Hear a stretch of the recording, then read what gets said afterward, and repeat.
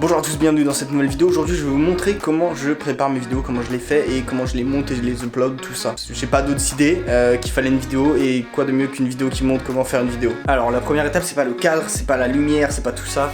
Ça on s'en fout pour l'instant. La première étape, c'est de trouver une idée de vidéo, voir un peu de quoi je peux parler, l'intérêt de cette vidéo, et juste marquer les grandes lignes. En gros, penser aux grandes lignes dans la tête. Beaucoup de youtubeurs font leur vidéo, ils l'écrivent vraiment ligne par ligne, texte par texte, ils ont vraiment un texte. Ils ont tout, ils savent très bien de quoi ils vont parler et tout, mot par mot. Moi j'aime pas ça, j'ai du mal avec ça, du coup je fais juste les grandes lignes et après je fais de l'improvisation. Je préfère faire comme ça parce que j'ai du mal à lire un texte et paraître naturel, et j'ai l'impression de passer pour un gros débile, du coup bah je le fais pas.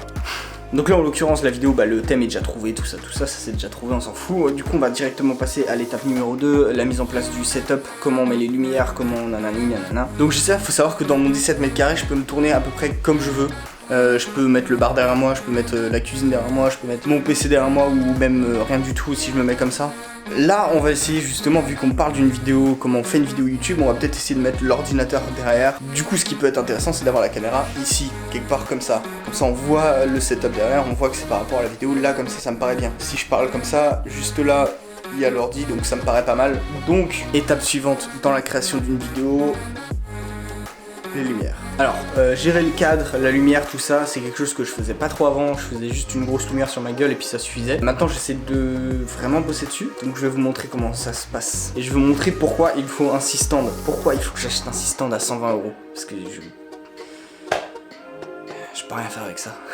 La première étape, c'est de fermer les stores pour vraiment gérer notre lumière. En fait, ça me permet vraiment de choisir où je veux la lumière, comment elle agit, et de contrôler la luminosité comme je veux.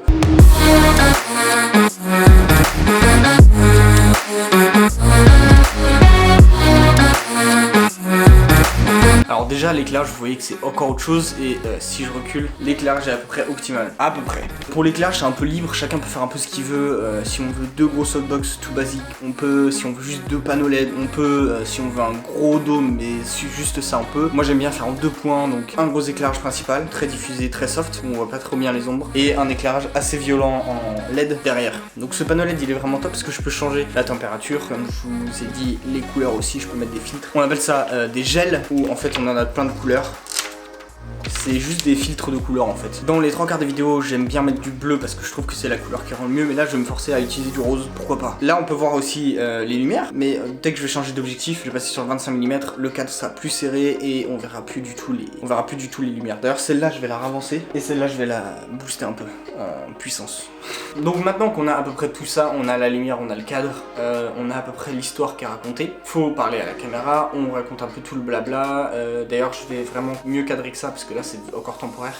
Donc je vais finir le cadre et on se retrouve tout de suite. Donc là c'est la partie où souvent je parle face caméra, je raconte un peu ma vie, peu importe le sujet j'essaie de parler. Et ensuite on a la partie montage, c'est la moitié d'une production vidéo, hein. Il y a la partie production et la partie montage. Alors juste avant qu'on passe sur la partie montage, je voudrais juste vous parler des différents setups que j'ai. Là j'ai une installation studio chez moi avec une softbox, tout ça. Mais quand je vais faire des vlogs dans la rue, quand je vais faire des vlogs de voyage, tout ça, peu importe, je peux pas ramener toutes mes lumières. Déjà je veux pas, parce que c'est trop encombrant, c'est trop galère. En règle générale j'utilise le 14-42, même si je suis moins fan de cet objectif, c'est celui qui me permet de zoomer et d'être le plus vlog. Et j'utilise aussi mon Joby. Mon Joby, ça c'est un investissement. Celui-là c'est vraiment un bon investissement, c'est le Joby que j'utilise tous les jours, vraiment. Je prends la caméra et je suis comme ça.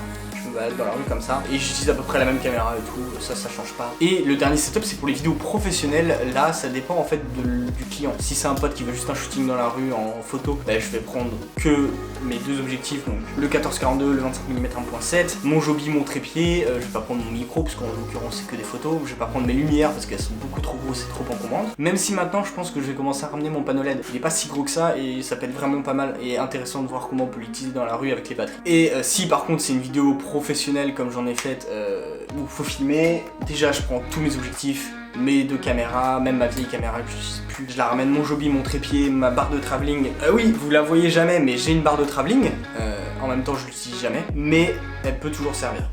J'ai aussi un stabilisateur, une Zhiyun Crane Plus. Ce stabilisateur là, alors je suis pas hyper fan du stabilisateur parce que je pense qu'il a pris un choc, il marche plus très bien, mais il fait la blague pour les vidéos professionnelles, c'est vraiment top.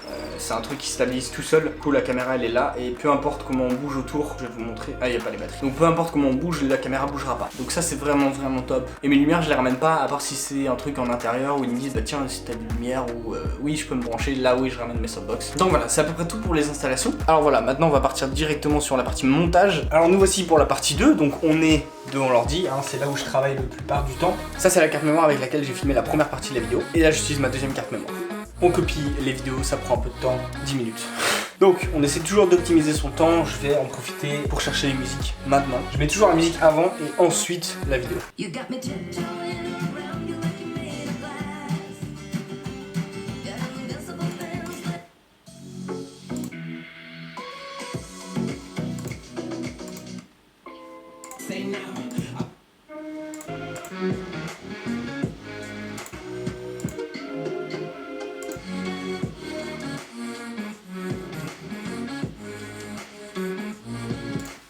Ça j'aime bien, on va télécharger et puis on va voir ce que ça donne au niveau du montage. On fait un nouveau projet Premiere Pro, c'est le logiciel de montage que j'utilise.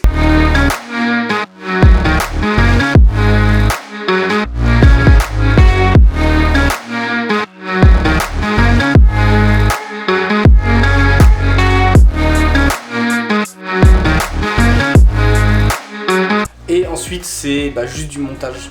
Pour l'upload, il n'y a rien de plus simple. On va sur YouTube. Je vais pas vous montrer parce que j'ai pas envie de me casser la tête à flouter des trucs. Mais en gros, on va juste sur YouTube. Il y a un petit onglet uploader. Je mets la vidéo, j'attends que ça s'upload. Je mets la miniature, je mets 2-3 options.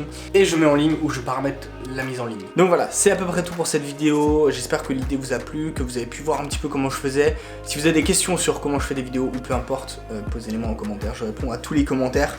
C'est très important pour moi. Si vous voulez des vidéos de meilleure qualité, n'hésitez pas à m'envoyer votre RIB, que je puisse faire des petits achats sur Amazon. En attendant, on se retrouve bientôt pour de prochaines vidéos. Restez bien chez vous, n'embrassez pas les gens, n'abandonnez pas vos animaux.